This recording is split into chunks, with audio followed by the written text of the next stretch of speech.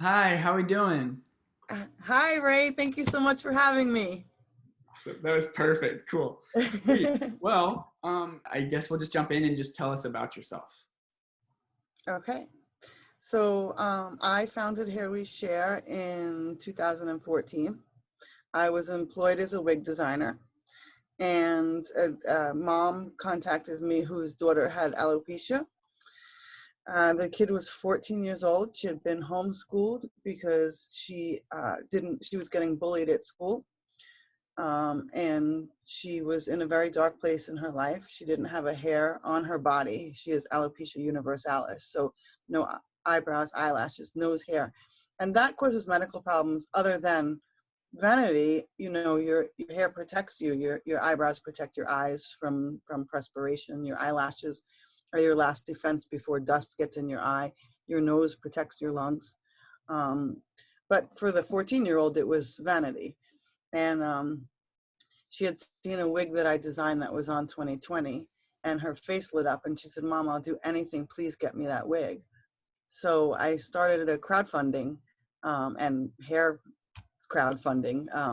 I put a post up on Facebook asking people to send their hair. And in 1 week, 42 people sent their hair in. And a couple of people gave me cash donations, and I was able to make her a wig. So my boss at the time, he was on vacation. I did that whole thing while he was away on vacation. So the joke is that I turned his business into a not-for-profit while he was on vacation. And so when he came back, I said to him, "Look, I need to do this, and you need to help me, or I just need to do it." And so together we started Here We Share. So Here We Share provides wigs to anybody with any type of medical hair loss. So there's chemotherapy and alopecia. We've done accident victims, burn victims, domestic violence victims. Wow, that is awesome. Cool. Okay, so what are some qualifications you have to be able to donate the hair? Like length, or can it be dyed? The hair can be dyed, but it can't be highlighted. And the reason for that is the bleach used to highlight hair compromises the integrity of the hair. So what will happen is we can use it, we can sew it into a wig, but then a month or two after the person wearing it, it'll shed and it'll come out of the wig. So a lot of people ask us, "Oh, but it's a pretty color. It's highlighted a pretty color." So it's not the color, it's the integrity of the hair. Okay, that makes sense. How about the length? Mm. So the length should be 12 inches. And when we make a wig, we lose about 2 inches to up to half of the length of hair because it has to get folded to get sewn. That's why we have a minimum length requirement. What are things that are not acceptable when you are donating hair? Like if can it be bleached? I know we talked about how it can't be wet and stuff like that. Mhm. So here I'll let you explain. Yeah, so we've received hair that's wet and in a plastic bag, and it has mold growing on it. So that's why we can't have wet hair. Um, Yeah, and the other thing is that the hair has got to be tied in the rubber bands in the direction in which it grows, because hair has cuticles. So if you picture cuticles, lie in one direction. So if the hair is reversed, in other words, the bottom of the hair is flipped and combined with the top of the hair, it will tangle because those cuticles will get meshed together. So that's why it's very important that the hair all stays in the same direction. A lot of times we have people just cut the hair and throw it in the bag without putting it in the rubber band, and it's just not usable like that. That makes sense, definitely. Okay, so what is the best way to send the hair? So the best way to send the hair is to put it in many small ponytails. So by putting it in several ponytails, we're getting the most length. We ask for the hair to be in a Ziploc bag, and the reason for that is we know everybody's clean and is washing their hair, but if there is any kind of lice, Mm-hmm. it can't live in a Ziploc bag, so we don't want to. So that's the reason for the sealed Ziploc bag, because if it's shipped to us that way, and there is any lice, it can't live in the Ziploc bag because we don't want to risk contaminating the other hair. We have we have thousands upon thousands of ponytails in our office, and lice would spread very quickly. Yes, definitely, definitely. Yeah, and then we ask for no paper envelope, or just a sturdy envelope, because the post office, if it's in a regular envelope, the post office puts it through rollers, and the rollers will rip the envelope and the hair will get lost. And so we've a lot of times gotten an empty envelope without hair in it because people didn't follow the instructions and use the sturdy padded envelope. So just for a demonstration, this is a blank material. Okay. You're probably too young to remember. In the 80s and 70s, there was a popular craft called latch hook rug.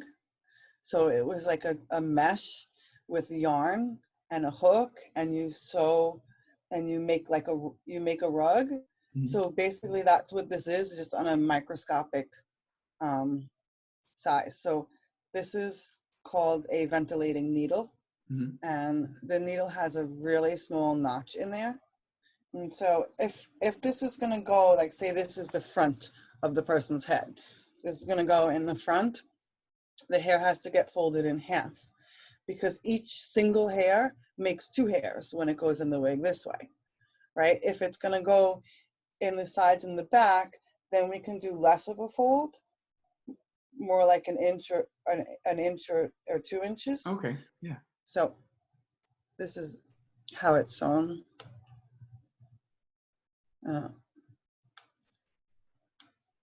I'm doing it backwards, so I'm a little bit spastic. Yeah, no worries. It comes through really well. Thank you for doing this. The needle goes through the mesh, right? There's little tiny, teeny tiny squares here. And then the hair, and I'm gonna do, usually it's one hair, but I'm gonna do two, I'm gonna do a bunch because I don't think you'll see one hair on the camera. And then the hair is grabbed in that little notch, so you can see. And then I'm basically just tying a knot.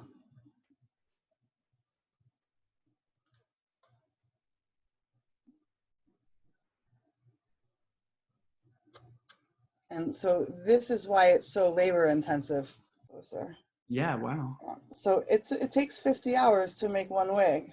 We don't get volunteers to do this. We pay a factory to do this. Nobody's going to volunteer 50 hours to complete one wig. And that's why the funding's so important. So, and we're making several hundred at a time. Okay. How much does it cost to make a wig? It takes 6 to 9 ponytails. And each ponytail, we've figured out that it costs $125 for each ponytail to make one wig. So it can vary in cost. And wow. And the reason for the 6 to 9 is a lot of the hair is lost when we make it. The hair is so a good percentage of hair is weak.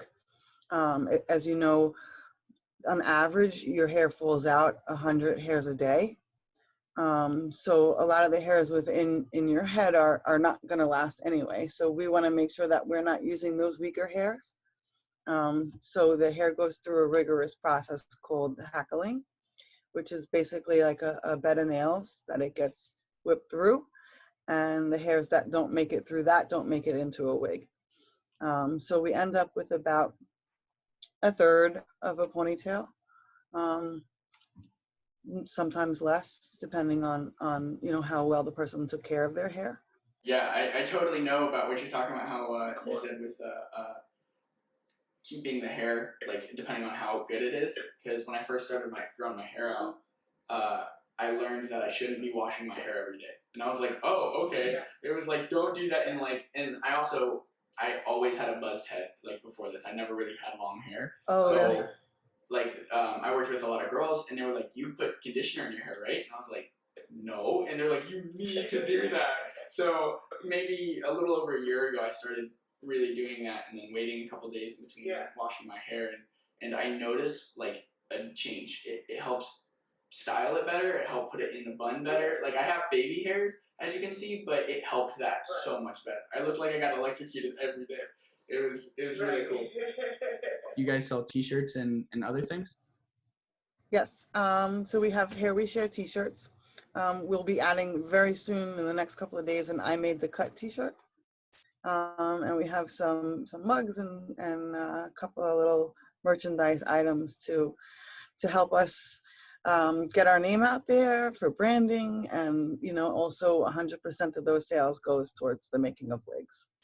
Yeah, well, I would absolutely rather a professional stylist assess the hair and make sure that it's in good condition, make sure split ends are trimmed away, because it's with all that it takes for us to make a wig, it's less work for us if we have to go through the hair and decide if it's usable, or if we have to go, trimming the hair before we use it.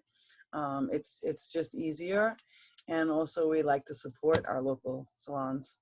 To make sure that you're happy with it, because I mean, I appreciate like you doing this interview and everything. It means the world. It's nothing compared to what you're doing. Thank you.